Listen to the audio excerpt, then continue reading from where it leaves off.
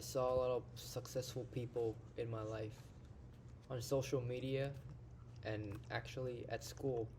Some teachers are way much better at leading classes than others,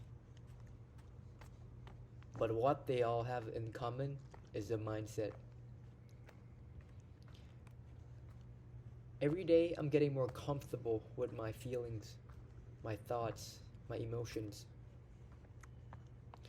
I think that if you want to win in life, you have to win in your mind.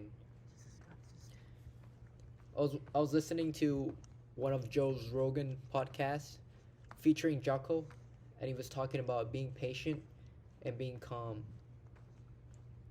So at that point, I started adapting the no emo mindset, which is like not getting emotional and getting calm and patient and thinking it through.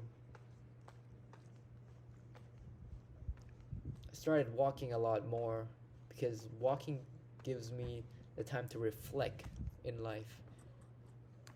It makes me think of what's going on the day.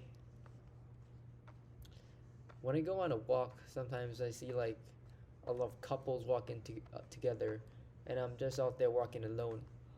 I think people want to seek companionship. They want to seek love. They don't want to be lonely. But what I think is that they're just not comfortable with their feelings. You can be alone and you can still be happy. You just have to be comfortable with your thoughts and your minds. You're not caring about what society thinks, what society requires. Just getting through day by day, making sure you hit your goals, making sure you hit your future points. Today, I had a good calisthenic session. Did 4 sets of 15 reps of incline push ups, 4 sets of 10 reps of pull ups, and 4 sets of 10 reps of squats. You gotta get creative with these kind of workouts. I was in my dorm room. I have no pull up rack to pull it up, so I just used the toilet door. It perfects my form even better because I can't really hang it for too long. So when I go up and then I come down, my form is perfect.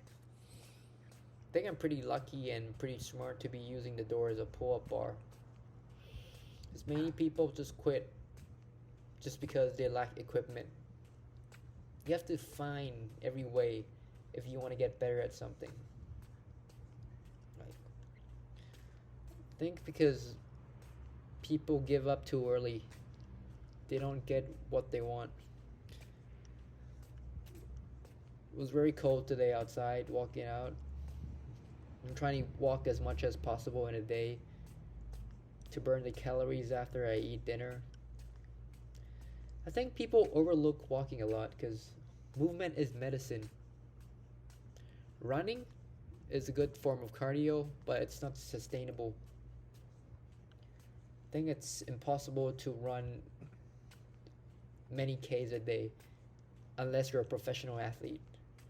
For me, I used to run a lot in 1 week, but then after that, I found that it was not sustainable, so I think I increased my walking steps to burn the calories and increase my cardio.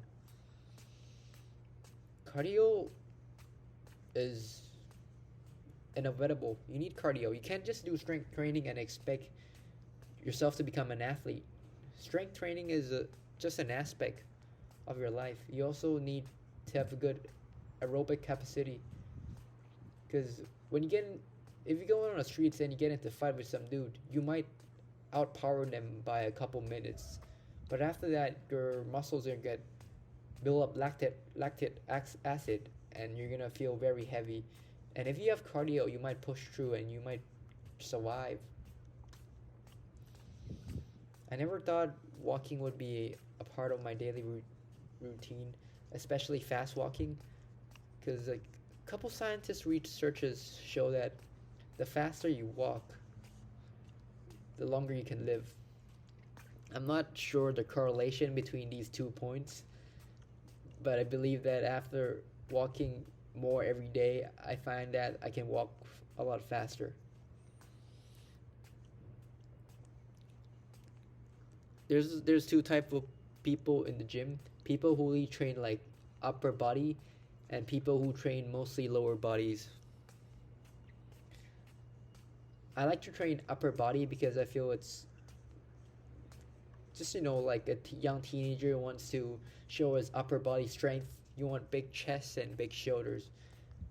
I started squatting seriously last week, and I found that my legs are weaker than I thought. Even though I hike and run and walk a lot, and I also kick the kicking bag very often.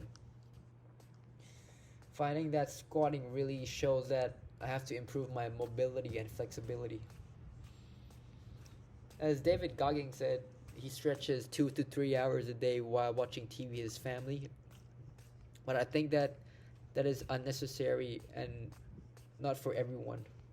I stretch 5 to 10 minutes every day before I go to bed and get my body ready for the next day.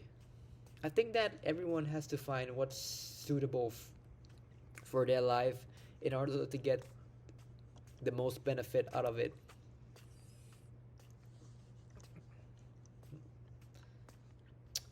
Today I feel that my session was executed pretty well. I was able to feel way much better on my ab exercise after all those squats and pull ups and push ups I did. For squats, I like to use those resistant bands and tie it around your legs. And when you go down, you have the deadlift movement. It puts a lot of resistance in your arms, and you get also practice your pulling muscles.